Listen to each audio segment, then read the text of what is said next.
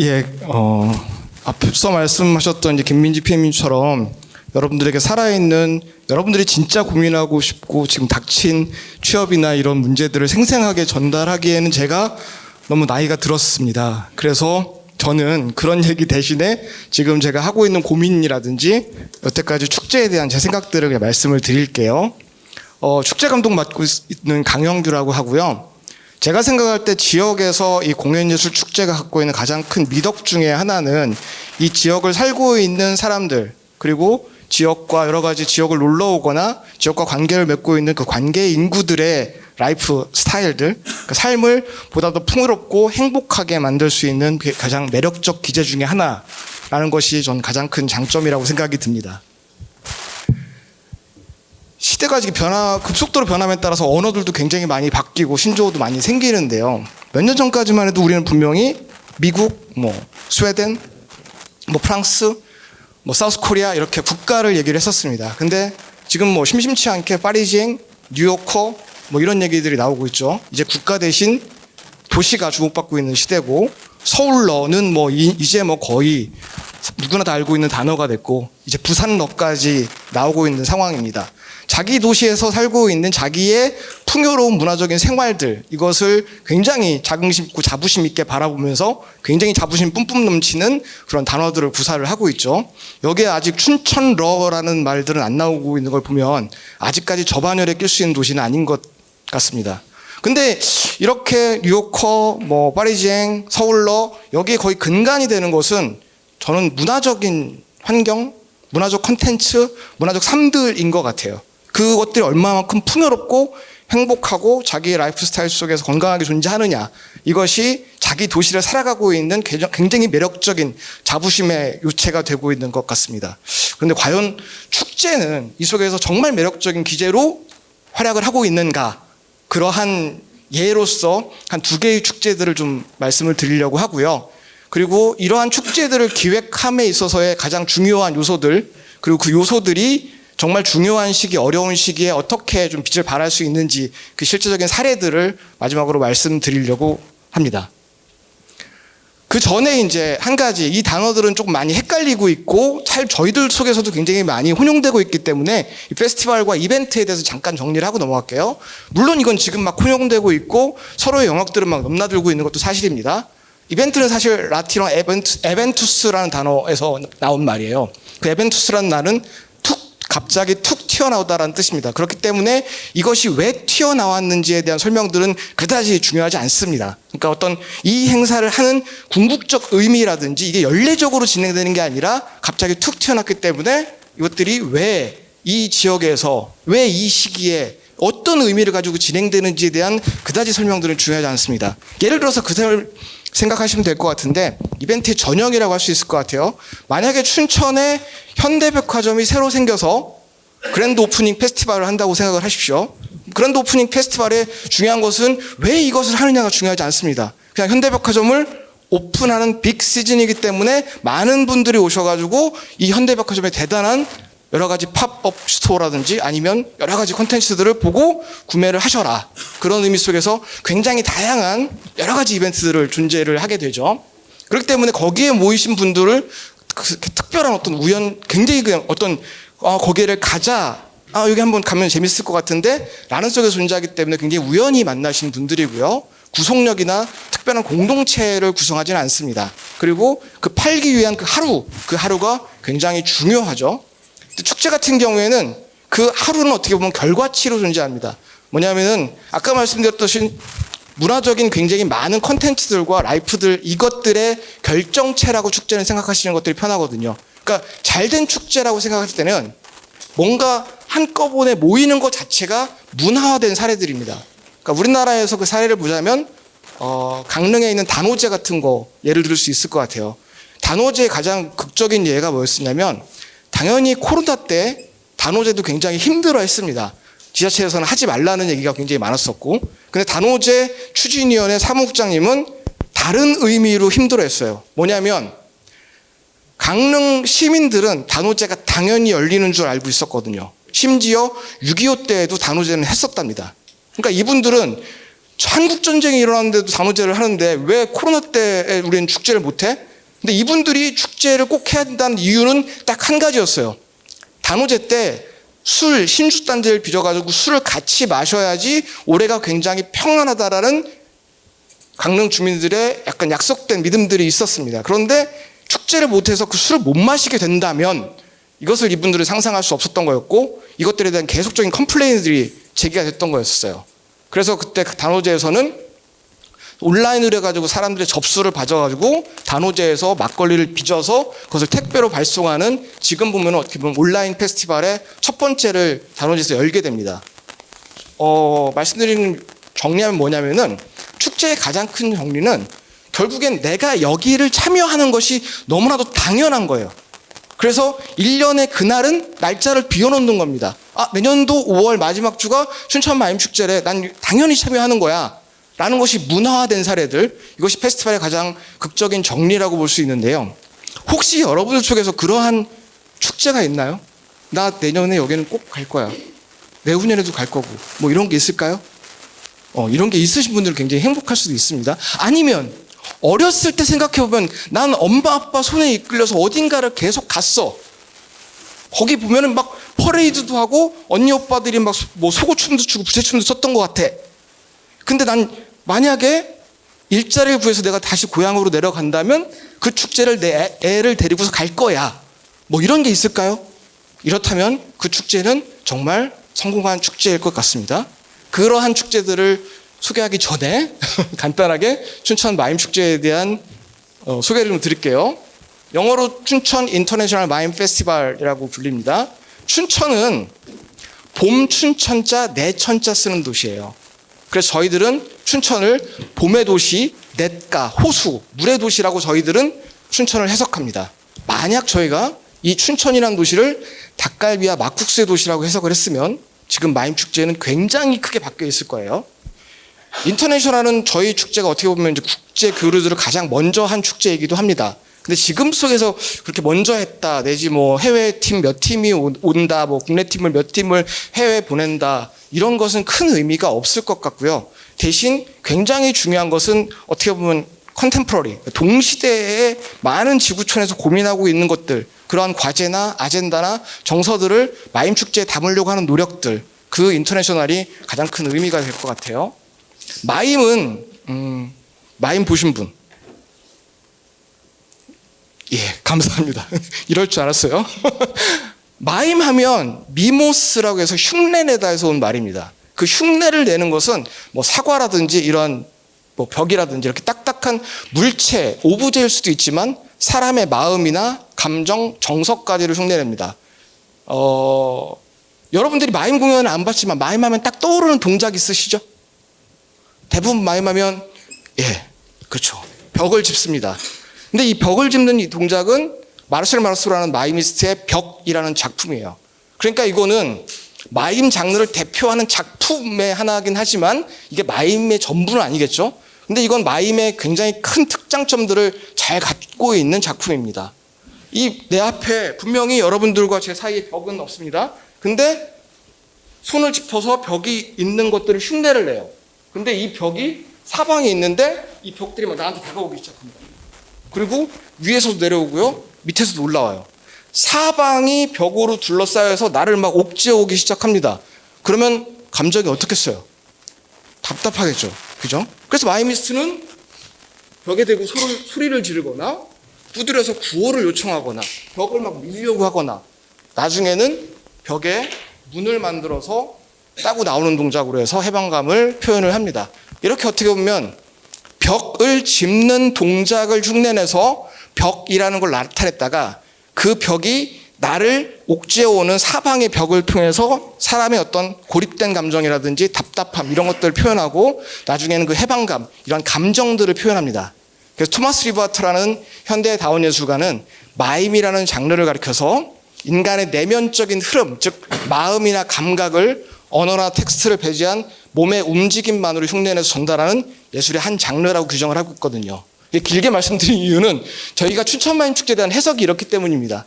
저희가 해석하는 춘천 마임 축제는요, 춘천이라는 혹시 이 봄의 도시, 물의 도시가 갖고 있을지 모르는 봄의 마음, 물의 마음을 언어나 텍스트를 배제한 몸의 움직임만으로 흉내내서 난장이라는 양식으로 만들어내는 공연예술 축제라고 저희들은 정리하고 있기 때문입니다. 이게 나중에는 굉장히 중요한 과제가 됩니다. 첫 번째 이제 시민들의 라이프 스타일에 정말 큰 역할들을 하고 있는 축제. 그 첫 번째 축제는 네덜란드에서 진행되고 있는 코르소 준데르크라는 페스티벌입니다. 어마어마하죠. 저거를 코르소 지역에 살고 있는 시민들이 디자인하고 직접 제작하고 만든 거라면 믿기시겠습니까? 대부분 우리나라에서 시민참여 페스티벌 하면 결과물이나 이런 공연이라는 것들이 굉장히 좀 조악하거나 수준이 떨어진다고 생각을 하죠. 여기는 그렇지 않습니다. 코르소 준데르크 페스티벌은 매년 9월 첫째 주에 진행이 되는데요. 아까 말씀드렸듯이 그 첫째 주 하루를 위한 축제가 아닙니다. 이 축제는 거의 정월 초하루 날부터 이 축제를 위한 지역에서 자발적인 커뮤니티가 약 20개에서 30개 정도가 만들어져요.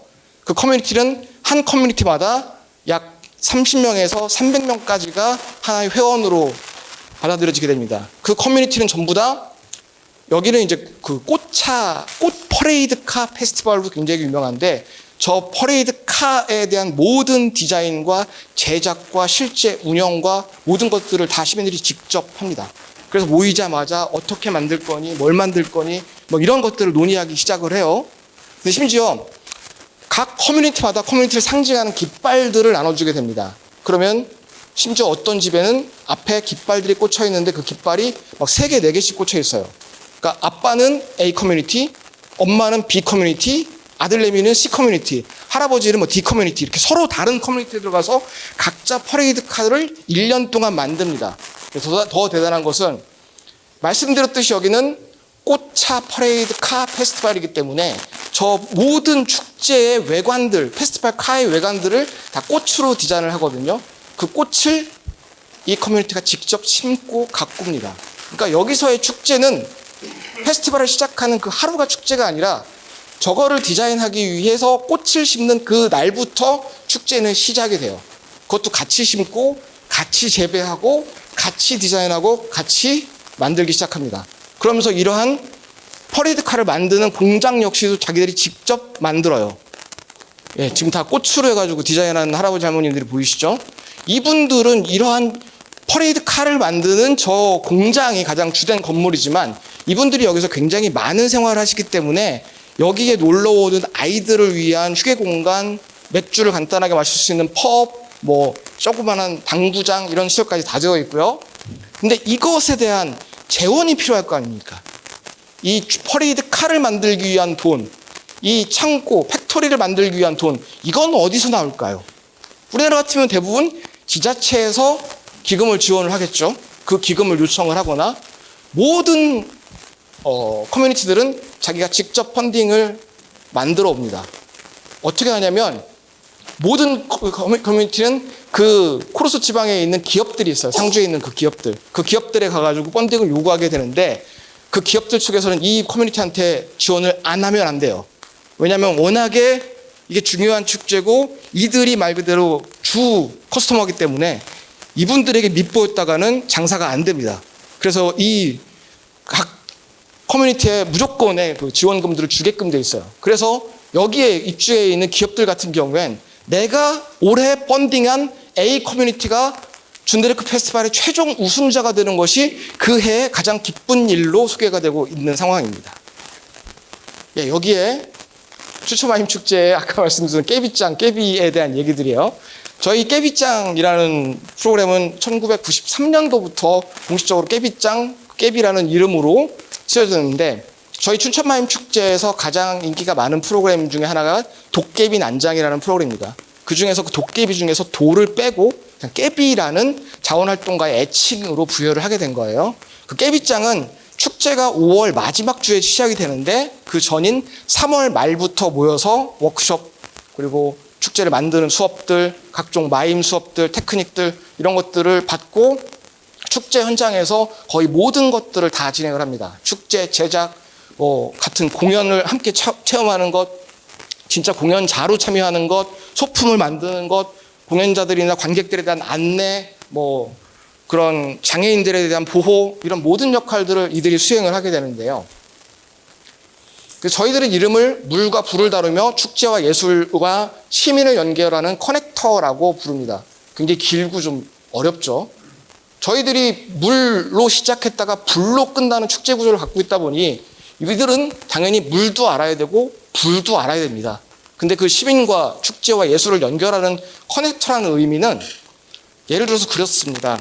오토밤도 있으시고 굉장히 많은 축제들이 있는데 저희 같은 물축제나 불축제 속에서 굉장히 가장 어마무시하게 당황스러운 상황은 물을 쫙 틀고 쫙 분사를 했는데 아무도 그 안에서 춤추지 않는 거예요.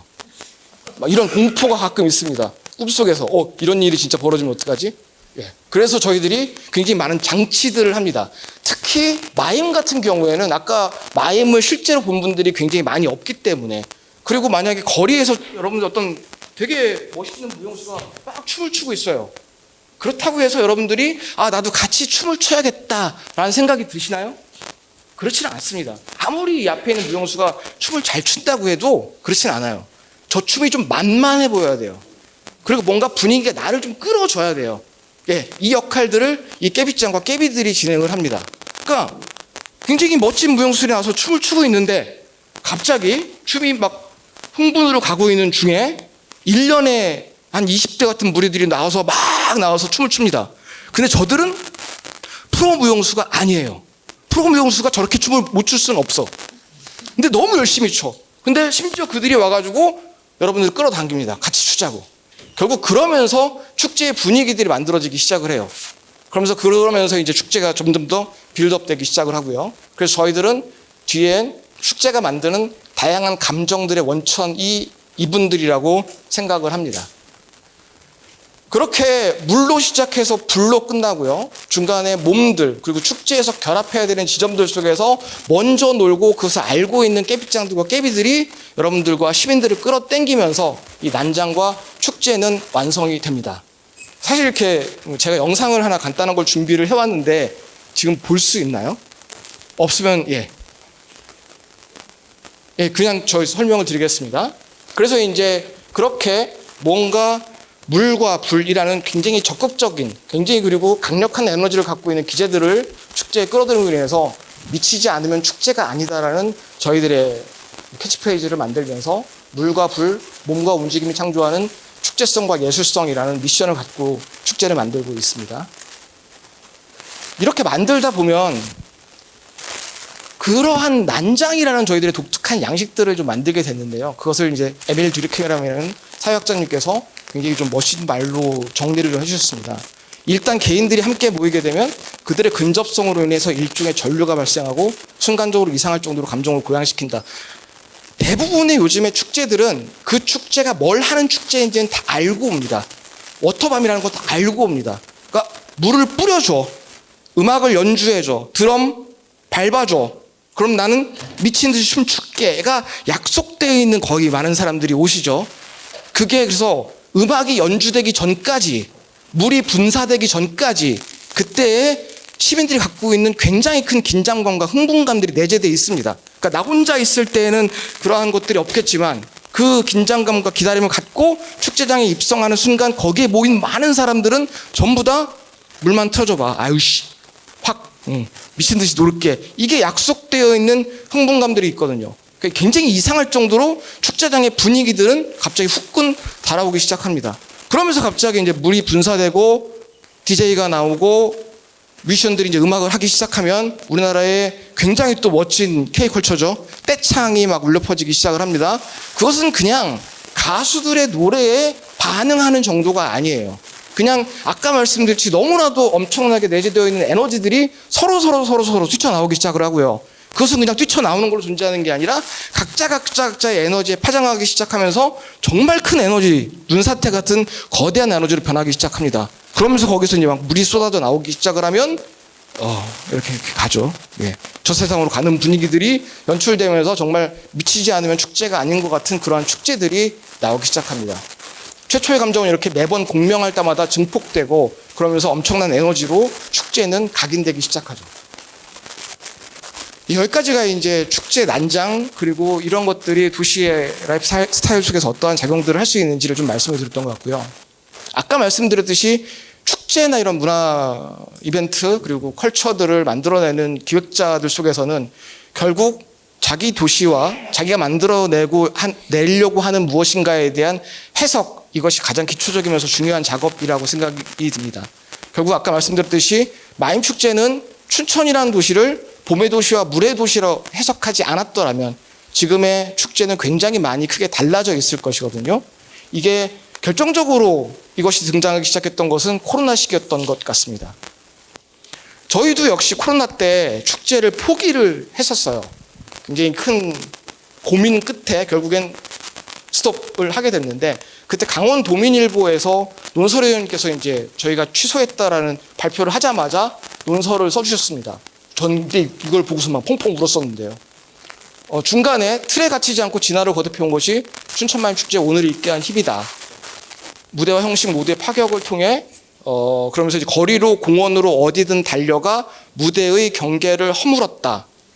무대와 객석의 구분을 없애고 도시 전체가 마임의 무대로 만든 것이다 라는 글을 보면서 저희들은 응원해주는 기사기 때문에 당연히 울컥하지만 저 중에서 거리로 공원으로 어디든 달려가라는 그 달려가가 꼭 약간 주문같이 들렸어요. 그러니까 지금 이 시대에 시민들이 올 거 기대하지 말고 니네 그냥 달려가라는 주문처럼 들렸습니다. 그 과정 잠깐 설명을 드리면 저희들은 물과 불을 뿜고 춤을 추는 그런 난장의 축제를 2020년 2월까지도 포기하지 않고 계속 고집을 하고 있었어요. 그러다가 3월 달에 여러분 다 아시다시피 대구에서 코로나가 뻥 터집니다. 그러면서 이제 해외 초청작에 대한 모든 프로그램들을 취소를 하게 돼요. 그럼 계속 고민이 됩니다. 과연 지금 이 시대 속에서 축제를 할 수 있을까? 그 속에서 제가 이제 많은 분들에게 모니터링을 했었어요. 이 시간에 축제를 하는 것에 대해서 어떻게 생각하십니까? 근데 그 중에서 한 분의 얘기가 저를 진짜 목 잡고 쓰러지게 만들었는데요. 이렇게 얘기를 하시더라고요. 야, 그거 땡땡 목사님이 광화문에서 기독교 집회하는 거랑 뭐가 달라? 아니, 어떻게 비교할 거를 비교하자. 어떻게 축제하고 그 종교 집회하고 어떻게 같니? 왜 달라? 야, 그거 꼭 지금 해야 돼? 그냥 날 좋을 때 그럴 때 하면 안 돼? 그리고 축제도 그냥 축제 좋아하는 사람들이 그냥 모여서 하는 거 아니야? 그거 그냥 좋을 때 하면 되는 거잖아. 그때 우리의 축제는 이렇게 힘들고 어려운 때일수록 많은 사람들에게 용기와 희망을 드려야 됩니다. 라는 이야기들은 굉장히 관념적인 수사처럼 들렸어요. 그래서 이거 어떡하지? 이러고 있는 찰나에 그때의 세월호 모두 발언이 있었습니다. 그때 어떤 장관님께서 그런 얘기를 하시더라고요. 우리는 어쩌면 세월호 사고를 겪었기 때문에 지금 이 코로나 시대를 더 잘 이겨내고 있는 건 아닌지 모르겠다라는 얘기를 하셨어요. 그래서 이렇게 사회를 지금 그 당시에 시대를 쭉 살펴봤더니 지금은 분명 그렇지 않지만 그때 당시에 굉장히 감동 있는 그리고 굉장히 울컥울컥한 장면들이 굉장히 많았었습니다. 그러니까 대구에서 그분들을 치료하기 위해서 치료하시다가 막 쓰러지고 막 그런 의사분들, 간호사분들 또 그분들을 리스펙하기 위해서 막 뭐 페이스북이나 온라인 속에서의 여러 가지 이벤트들이 진행이 됐었죠. 저런 것들을 한번 기록하고 기억하고 공유해보는 것들은 의미가 크지 않을까? 그 생각들을 하게 됐었고요. 그러면서 이렇게 봤더니 그때 당시에 되게 유명한 좀 짤이 하나 있었습니다. 뭐냐면 이탈리아 어떤 한 아파트에서 그 아파트 베란다에서 그냥 통기타 치고 저쪽 베란다에서 춤추고 그냥 놀고 있는 그 영상이었어요. 저렇게 축제를 할 수는 없을까? 그냥 그 고민을 하다가 저희들이 그때 결정을 했던 것은 다른 거 다 필요 없이 그냥 저희 축제 아티스트와 자원활동가 500명이 모여서 다 그냥 마스크 쓰고 춘천 전 지역을 방역을 하자. 그게 축제의 개막이라고 선언을 하자. 그러고 다니고 있는데 갑자기 어떤 할머니나 아주머니가 고생한다고 물 한 잔 준다? 축제 성공한 거다. 이러면서 시작을 했었습니다. 하려고 했습니다. 근데 갑자기 이태원 클럽발 코로나가 재점화되면서 축제는 전면 취소를 하게 되죠. 이게 정말 이상했던 게요. 말 그대로 축제 프로그램이 방역을 하는 겁니다. 마스크를 쓰고. 이게 행정안전부에서 위험하다고 하지 말라는 거였어요. 아니, 방역을 하는 게 위험하다면 도대체 뭐가 안전할 수 있는 거지? 근데 생각을 해보니까 결국엔 축제는 위험한 거야 라는 약간의 등식들이 성정됐던 것 같다는 생각이 드는 거예요. 이건 기본적으로 축제라는 것 안에 뭔가 기본적인 문제식 같은 게 내재되어 있는 것은 아닐까? 축제의 문제는 뭐지? 하면서 고민을 해보기 시작했습니다. 근데 그 답을 찾는 건 별로 어렵지 않았어요. 보니까 우리나라 축제들이 대부분 다 그냥 축제의 의미라든지 뭔가의 뭐 이런 중요한 그런 것들은 중요하지 않고 그냥 많이 모이면 장땡이다. 규모에 집착하는 측면이라든지 그냥 축제는 먹고 마시고 노는 거야. 유의성에 집중하는 거라든지 그냥 이례적인 축제야. 과연 이렇게 코로나 시기라든지 우리가 어려울 때에는 왜 이 축제를 해야 되는지에 대한 명확한 스토리가 존재하고 그 스토리나 사람, 컨텐츠가 소비되거나 사라지지 않고 계속 생산되고 유지될 수 있는 그것이 일상적으로 우리 속에서 계속 같이 존재하면서 즐길 수 있는 그러한 축제 모델들은 없는 걸까라는 생각들을 하게 돼요. 그래서 아마 여러분들도 보신 분들이 계시겠지만 불의 도시 도깨비 난장이라든지 뭐 아수라장이라든지 이런 축제로 오시면 거의 뭐 저희들도 역시 클럽 분위기입니다. 막 춤추고 노는 거예요. 근데 그때 갑자기 도심 공간 속에서 공원의 이미지가 굉장히 중요하게, 공원의 가치가 굉장히 중요하게 대두가 될 때였었습니다. 왜 그랬냐면 우리는 지금 전부 다 거의 아파트에 살고 있잖아요. 그러니까 아파트가 또 베란다도 없어졌어요. 그리고 최소한의 자연환경이 보장되어 있는 휴식 공간이 존재하지 않는 겁니다. 그렇기 때문에 도시에서 특히 이렇게 집콕하고 있는 시대 속에서는 공원에 가가지고 최소한의 자연환경 속에서 휴식하는 것이 가장 중요한데 도심 공간에서 공원까지 가는 길은 굉장히 멀었고 그것도 역시 안전하지 않았을 때였었습니다. 그래서 제가 물어봤어요. 야, 마임축제는 네가 생각할 때 클럽인 것 같니? 공원인 것 같니? 애들이 다 그 얘기를 하는 겁니다. 되게 안타깝게 생각을 하면서 클럽인 것 같다고. 결국 우리는 시대가 공원을 요구한다면 공원을 만들 수 있어야 된다고 생각이 드는데 결국 우리가 만들 수 있었던 것은 클럽밖에는 없었던 것 같습니다. 그래서 이제 그때 2020년도에 이 생각을 하게 돼요. 그냥 춘천의 하늘, 호수, 섬, 배, 건물의 옥상, 강의실, 시장, 산책로, 뭐 건물과 건물의 사이 이런 모든 공간들을 저희들이 직접 찾아가서 거기를 우리가 물리적인 자연환경이 보장되어 있는 공원을 만들지는 못하지만 사람들이 공연이라든지 전시를 통해서 잠시 잠깐 문화적인 휴식을 충전할 수 있는 그런 문화적 공원을 만들 수 있는 건 아닐까? 그래서 100개의 신들을 한번 만들어보자. 그래서 일상의 공간이 가진 소중한 의미들, 그것들 연결하는 춘천마임 백신 프로젝트라는 것들을 시작을 하게 됐고요. 그 첫 번째의 개막 공연입니다. 그때 이제 아파트 앞에서 공연을 해야 되는데 이 아파트의 시민들이 나올 것 같은 기대감이 없었어요. 그래가지고 이삿짐 날 때 쓰는 사다리차입니다. 여기 위에 바이올리니스트를 태웠고요. 그래서 이거를 쭉 뽑아가지고 아파트 베란다 앞으로 붙인 다음에 거기서 공연을 한 거예요. 그랬더니 그 아파트 베란다에 창문에 가족 단위 시민들이 모여가지고 저 연주를 들으면서 박수를 쳤던 것이 기억이 납니다. 그러면서 지금은 약간 문화가 된 것 같아요. 이거는 그때 K방역 때 가장 우리나라에서 이제 인기가 있었던 게 드라이빙 스루였었잖아요. 근데 저희들은 이제 예산이 많이 부족하니까 드라이빙 스루 방식은 못 하겠고 그냥 걷다가 공연 보다가 걷는 약간 그런 워킹 스루 방식 뭐 이런 걸 해보는 건 어떨까? 그래서 춘천에 약간 상징과도 같은 그 냇가가 흐르고 있는 산책로 일대에서 시민들이 그냥 걷다가 공연 보다가 걷게끔 그냥 만들어 보자. 그래서 걷다 보는 마임이라는 것들을 상설적으로 진행을 하게 됐고요. 이제는 이게 약간의 좀 그런 가치들이 인정이 돼서 올해까지 지금 20년부터 지금 24년이죠. 네, 올해까지 상설적으로 지금 매년 프로그램을 진행을 하고 있습니다. 그래서 7월 3일 날 개막해서 10월 24일 날 끝나면서 약 317회 대면 축제들을 진행을 했었는데요. 이때 이거를 써놓은 이유는 그때 제가 이게 딱 끝나고 난 다음에 여기 한림대학교 총장님께 제가 이걸 결과를 가지고 갔어요. 그래서 총장님 이렇게 잘했습니다. 그랬더니 총장님께서 저희한테 질문을 하시더라고요. 그 질문을 받고 제가 정말 너무 자랑스럽습니다. 뭐였냐면 이렇게 물어보시더라고요. 축제가 사라졌고 대면의 무대가 다 사라졌다. 그래서 아티스트는 명확하게 무언가를 잃어버린 것이 확실하다. 그래서 아마 사람들은 다 로스트 제너레이션이라고 지금의 시대를 부를 것 같다. 근데 아티스트, 스테이지가 없어진 아티스트는 잃어버릴 것이 명확하지만 과연 이것이 잃어버림으로 인해서 관객들, 즉 시민들이 잃어버린 것은 무엇인가라는 질문들을 저한테 총장님께서 하셨습니다. 그 질문을 받고 제가 답변을 못해가지고 좀 버벅거렸던 생각이 나고요. 아, 그런 질문들을 하고 그런 문제의식들이 서로 공유되는, 와, 춘천은 정말 멋진 도시다라는 생각들이 되게 자부심 뿜뿜했던 것 같습니다. 이거는 그때 코로나 때 했던 겁니다. 그냥 강원대 앞인데요. 강원대 앞에 그냥 건물과 건물 사이에 풍선으로 만든 그냥 저 인형을 하나 집어넣었어요. 전 마임도 아니죠. 그냥 설치미술이겠죠. 그냥 시민들이 그때 너무 뭐라고 해야 되나, 약간 그게 있었습니다. 코로나 때기 때문에 다들 위로받아야 되고 위로해야 된다, 이게 너무 강했었어요. 근데 그게 저는 더 부담스럽게 느껴지는 거예요.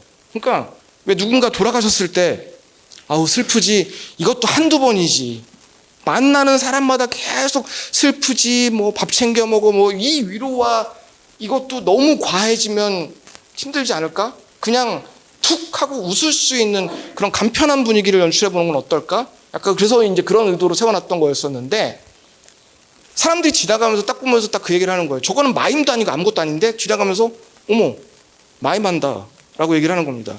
심지어 그때 어떤 축제장에서는 상인 여러분이 폭죽을 쐈는데요. 그 폭죽이 굉장히 큰 폭죽이었어요. 그게 올라가가지고 전기줄에 매달려 섰습니다. 그래가지고 난리가 났습니다. 그래서 이제 전기공사를 불렀어요. 그랬더니 이분들이 그 빨간 그 전기 셋업하는 그 차량을 굉장히 큰 거, 그걸 끌고 오셔가지고 올라가셔가지고 그 전기줄을 떠내는데, 이 트럭이 워낙 크다 보니까 저희들이 가드를 섰어요. 시민들이 다칠까봐. 근데 시민들이 지나가면서 그러는 거예요.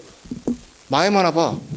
그러니까 이건 지금 전기줄 떠내고 있는데, 그러니까 뭐냐면은 춘천에서는 약간 좀 이상한 행동, 일상적이지 않은 거, 뭐 저런 거, 이런 거면 약간 마임이라고 해석을 하는 겁니다. 그러면서 저희들이 생각을 했던 거는, 좀 이 속에서 사람들이 생각하고 있는, 우리가 마임이라고 정의하는 것보다 오히려 시민들이 정의내리고 있는 마임이라는 범주는 더 크다. 그럼 마임 축제는 과연 어떤 것들이 필요할까?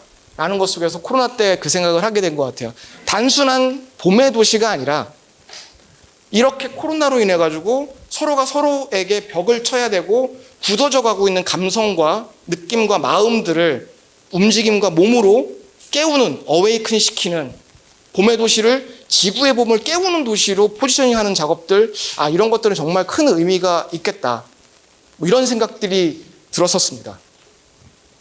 마지막입니다.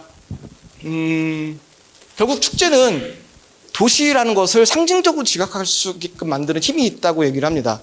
근데 상징, 저 심볼이라는 어원들에 대해서 제가 어떤 책을 보고서는 되게 좀 이런 의미가 있었구나 생각이 들었었는데요. 저 심볼은 그 의미래요. 어떤 여행자가 굉장히 힘들고 먼 여행길에 밥도 못 먹고 숙소가 없어가지고 헤매고 있다가 한 주인이 따뜻하게 맞아주면서 잠자리를 제공을 하고 따뜻한 아침을 제공을 했습니다. 그러고서 난 다음에 헤어질 때 둘이 훗날 만나면 서로를 기억하자고 징표를 나눠준대요. 그러고 난 다음에 만났어요. 그래서 두 분이 맞춰보고, 아, 그때 그 사람, 이 확인하는 이 상징적 오브제, 이거를 심볼이라고 얘기한대요. 그러니까 어떤 심볼은 무언가를 새롭게 바라보게 하거나 새롭게 인식하게 하는 힘은 아닌 거예요. 대신 내가 그랬었나? 아, 춘천이 이랬었지. 아, 맞아, 춘천은. 맞아, 서울은. 맞아, 부산은. 하고 생각할 수 있는 상징적 지각, 축제를 통해서, 축제는 그러한 힘이 있다라고 어떤 책에선가 읽었습니다. 과연 여러분께서는 여러분들이 하고 싶으신, 여러분들의 뭔가의 이벤트나 축제를 통해서 이 춘천이라는 도시가, 아니면 과천이라는 도시가, 이천이라는 도시가 어떤 도시로 상징적으로 해석되기를 희망하십니까? 네, 마지막으로 이 질문 드리면서 마치겠습니다. 감사합니다.